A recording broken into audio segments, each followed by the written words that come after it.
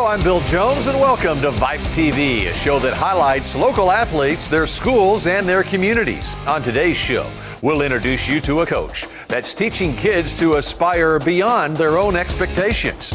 Then we'll tell you an amazing story about how a chance meeting became life-changing despite differences in culture and language. Basketball season is heating up. We have a bunch of district play highlights of both girls and boys games. And there was a big celebration in Carrollton this week. Find out why Hebron High School held this big pep rally. We begin with a story about Duncanville High School. This year, the football team was 8-4. The Panthers tied for first in District 5-5A and made it to the second round of the playoffs. But one coach is driven by player success off the field. We'll let him tell you in his own words. Here's this week's FCA Spotlight. My name is Coach Matt Allen. I'm at Duncanville High School here in Duncanville, Texas, and we're the City of Champions. The thing I enjoy most about coaching is just being a difference maker in young students' lives. I just love coming to work every day. Being a Christian coach allows me to filter everything through the Word of God to see if what I'm teaching lines up with what He should, what He is required of me. I have a huge, a huge burden that I need to be doing every single day when it comes to reaching kids, and I make sure that God's on my side when we do that every day. My character is about the way you live your life, and so in my speech I would hope to inspire you to have character in your life. Coach Allen has inspired me to become something that I thought I never could be. I'm Jalen Parker. I attend Duncanville High School, and I'm an inside receiver for the Duncanville Panthers. Coach Allen's faith in God has had a big impact in my life because of his relationship with God. My faith in God is everything. From the moment I wake up, I'm relying on Him, and I'm dependent on another source, and that comes from Jesus Christ.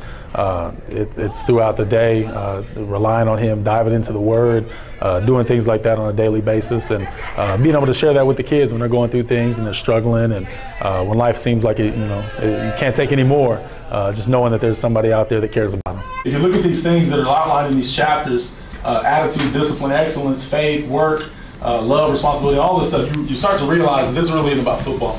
Okay, you start to realize that it really is reading the fine print for the game of life. The ministry of FCA has impacted me, my wife, my son, as far as going to camps and getting plugged in and things like that.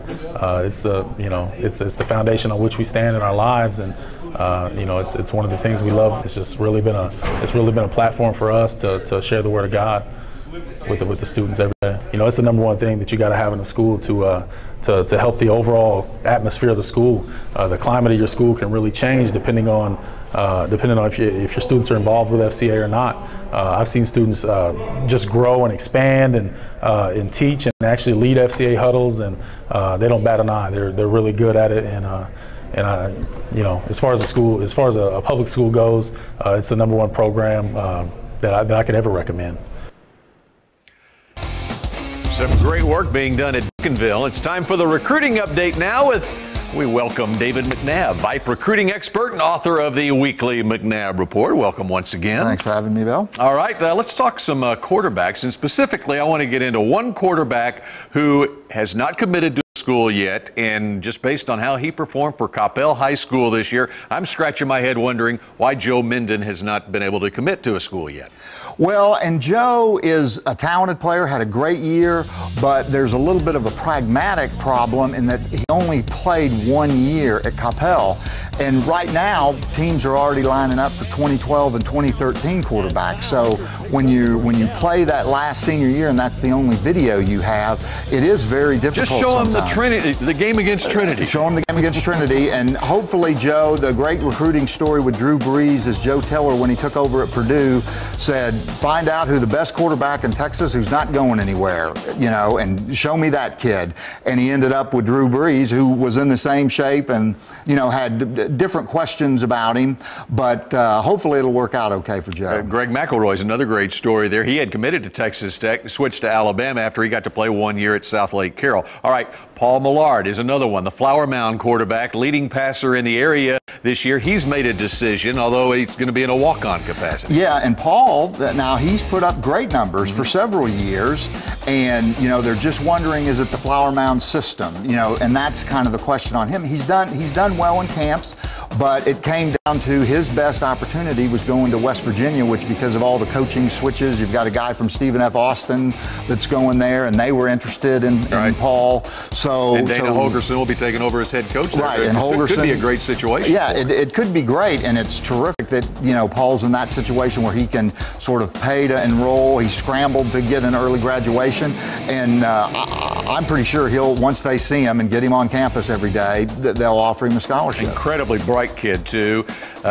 In fact, the coach at Flower Mound says he's the smartest quarterback that he's ever coached. Yeah, and Cody Vanderbilt coached a lot of smart quarterbacks. All right, and so he enrolls early. How big of an advantage is it for a quarterback to enroll for the spring semester? Another guy, J.W. Walsh, Denton Geyer, he's enrolled in classes starting at Oklahoma State this week. Yeah, particularly for quarterbacks, that early graduation, going to spring practice, just to learn the terminology, learn the plays, because these offenses and the hurry-up offenses are so complex. And this has been going on almost a decade now. Matthew Stafford was really one of the first. Other people had done it before him, but when he enrolled early at Georgia and left Highland Park, there was all this, oh, he's missing all his senior stuff. Well, he came back for that, and it all worked out pretty well for Matthew. And he was able to play his true freshman year at Georgia. Correct. All right, David, we appreciate it, and we'll see you again next week here on VYPE TV. Coming up next, find out how a chance meeting changed the lives of two North Texans. And later, basketball highlights from some of the best teams in the state. That and more when VYPE TV continues.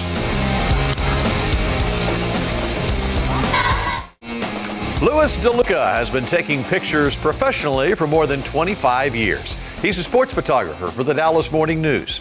Almost 8 years ago, a young orphan boy from China came to Dallas for facial reconstruction surgery. Fu Yang was born without the ability to hear and without cheekbones. A friend of DeLuca's was connected to the hospital and asked Louis a favor: take pictures of the surgeries. To be quite honest with you, I had just shot a Cowboy game the day before. I was tired, and I was kind of like, oh man, I'm tired. I don't really feel like doing it. And then my wife goes, he's an orphan.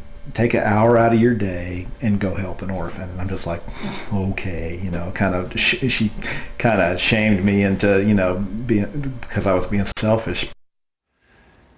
But when Louis met Fu Yang, they had an instant bond. Despite the communication barrier, they grew very close, and the DeLuca family went through the long and expensive process to legally adopt Fu Yang. But this family doesn't just bond emotionally, they bond professionally too. He had an interest, obviously, in photography because I guess he saw me with cameras and stuff like that, but he enjoyed sports and stuff. He liked sports, and so it's kind of natural that maybe he'd give it a try. And once he started, obviously he had definitely had some natural ability, so he started photographing for their newspaper and their yearbook. One of the first times, it was very interesting. I was actually covering a game for the paper, and he was there. It was a Pierce in a playoff game. And he got this amazing picture, and I knew that I didn't get it, and I figured, oh well, I didn't get it. Nobody will miss it. Nobody got it. And he walks over to me at halftime and goes, "Hey, Dad," and then he shows me the back of his camera, and there's this amazing picture. I'm like, oh man, that's awesome. And I'm like, you know what? That's better than anything I have. So I actually called the paper and I said, look, you're not going to hurt my feelings. Fu has a better picture than me. So I sent it in off my computer, and they ran it in the paper the next day. And so he was published, like his first time out at a game, something, you know, like that. And the next day I saw him looking at the paper, and, you know, and I remember that feeling myself when you see your picture and you see your name under it, you know, especially at first, it's pretty special. And he was looking at his picture like, wow, you know, he's published in the paper. And then he came up to me and he goes, "Sorry, Dad." It's kind of interesting because, I mean, I did explain to him a few things about like the mechanics of the camera, like what buttons to push to focus, and some of the things about shutter speed and stuff like that, but I really didn't instruct him very much. But I think it's because, you know, early in his life he used sight as his only means of communication, so he's very observant and very he mimics people and copies what he sees. And you know, he was around a lot of professional photographers, and I think he just saw how professional photographers work, and so he started doing the same thing. And I like your picture. Kind of nice, a job. like almost every game you'd go to, you'd look at his take and go, holy cow, man, that's a great picture. It's like, I wish I had that picture, you know. Occasionally, most people can luck into a good picture and stuff, but to basically come back from almost everything he shoots and have a pretty decent image, it's like, wow. Wow, what great pictures and what a great story. Coming up next on VYPE TV, we have highlights from one of the best high school basketball teams in the country. And later, it was a big honor for one North Texas volleyball team. Find out what this celebration was all about. The January issue of VYPE High School Sports Magazine spotlights the best of the playoffs, photographs, and a recap of the dramatic plays and storylines of the 2010 public and private school postseasons. With less than 30 days before National Signing Day, VYPE DFW ranks the players and their current commitments in our list of the state's top 100 football recruits. This month's magazine also congratulates the area's best volleyball players and coaches with the announcement of our all-VYPE volleyball team. Check out the January issue of VYPE High School Sports Magazine on newsstands and online today at vype.com/DFW.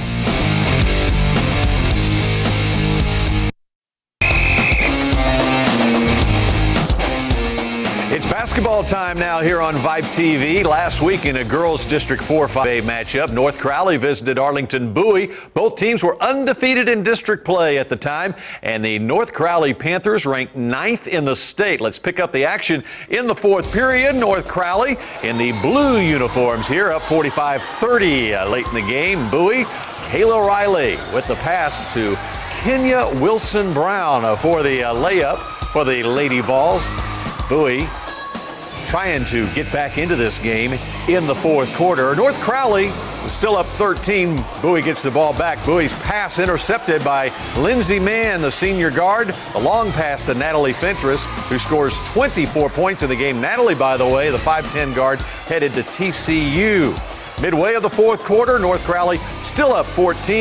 Bowie doesn't give up. Taylor Washington to Kaylin Taylor, 3 of her 6 points, the three-pointer there. Lead was down to 11, but North Crowley just too much as the pass to Delia Hopkins stolen by North Crowley's Chelsea Jennings. She scores 21 points, going along with Ventress, combined for 44 points in this game.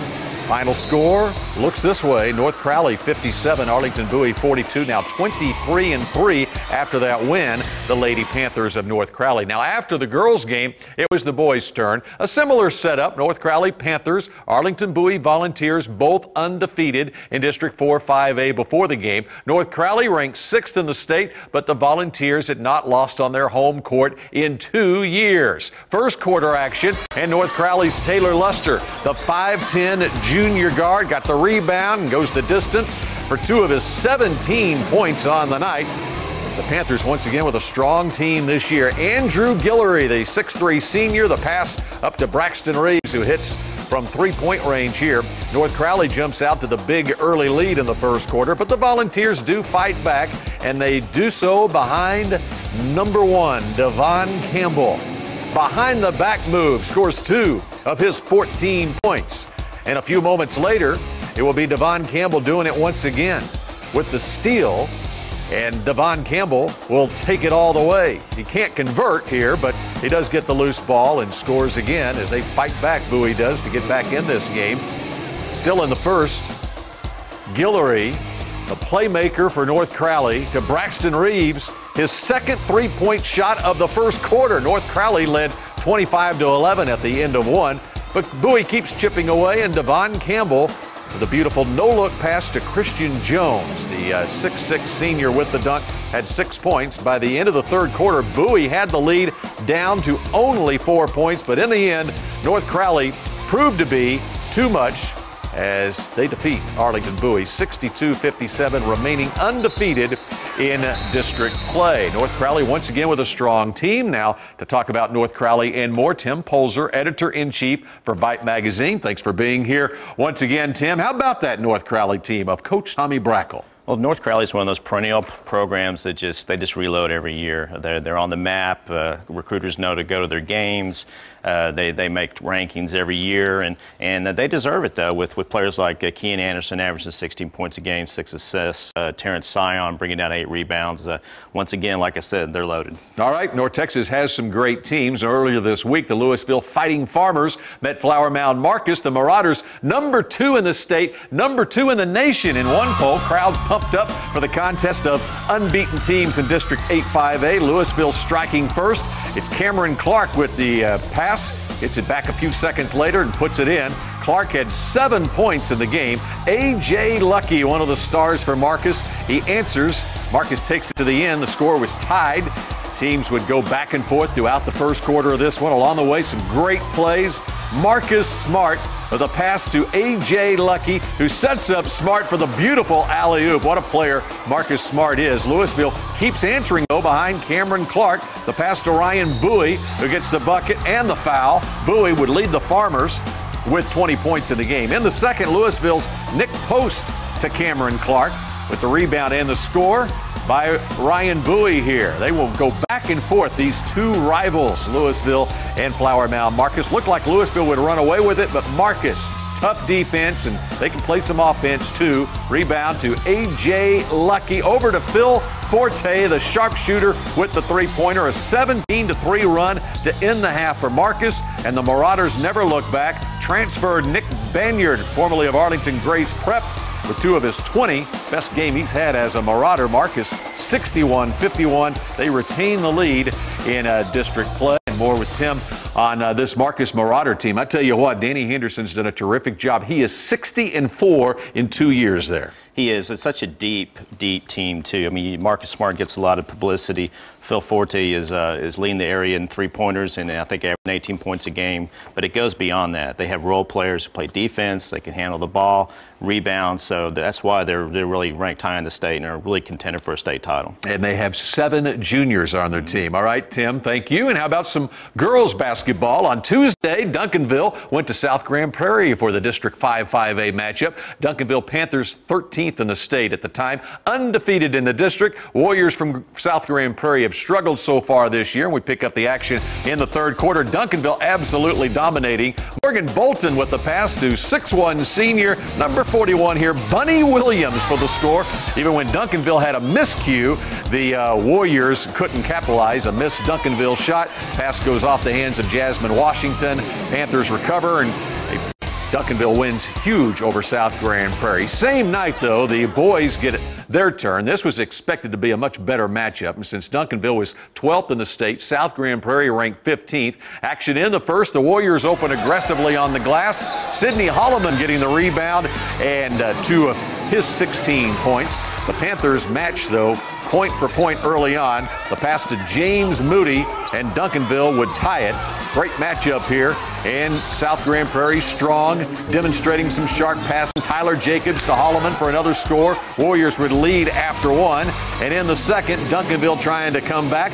It was the Jeremy Atkins show. He scores 27 points, more than his other teammates combined, but in the end, the Warriors pull away, taking the lead in the second, and they never look back. South Grand Prairie wins it 61-52, remaining undefeated in district play. Cause for celebration in Denton County this week.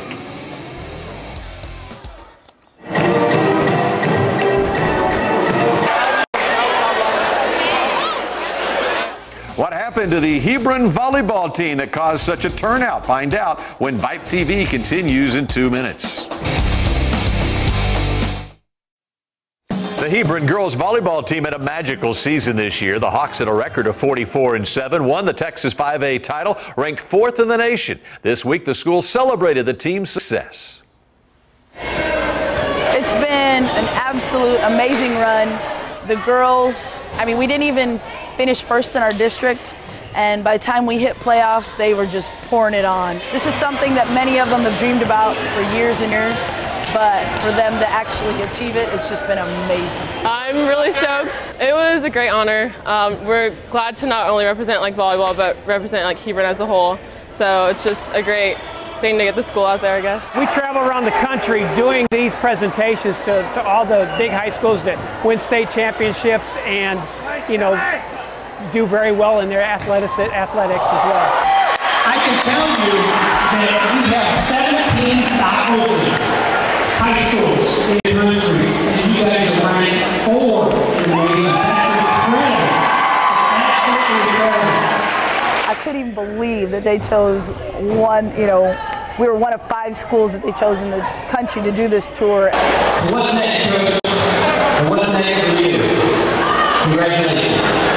Max Preps has a partnership with the Army National Guard, and we've been presenting these trophies and doing these presentations for several years now. And Sergeant Page actually gave the trophy to the girls. I've already come to this school as a recruiter, and really it's an honor to actually present them with this trophy, you know, for the first time. And it's pretty awesome. There's not a group of kids who deserve it more than my kids because they've just had an outstanding playoff run. Are we ready for some volleyball?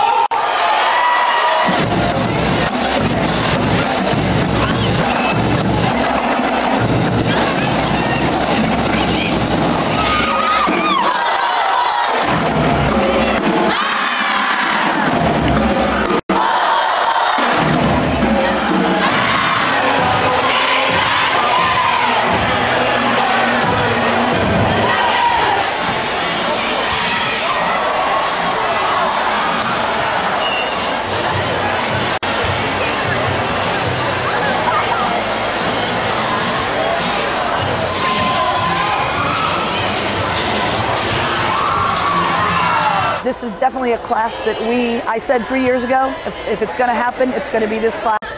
And so that's one of those things you look for as a coach. You look down, you look at your juniors, your sophomores, your freshmen, and even down through the middle school, and you start figuring out, you know, when to make your next run. We will be competitive. This program will always be competitive. Thanks for joining us for VYPE TV. We'll see you again next week.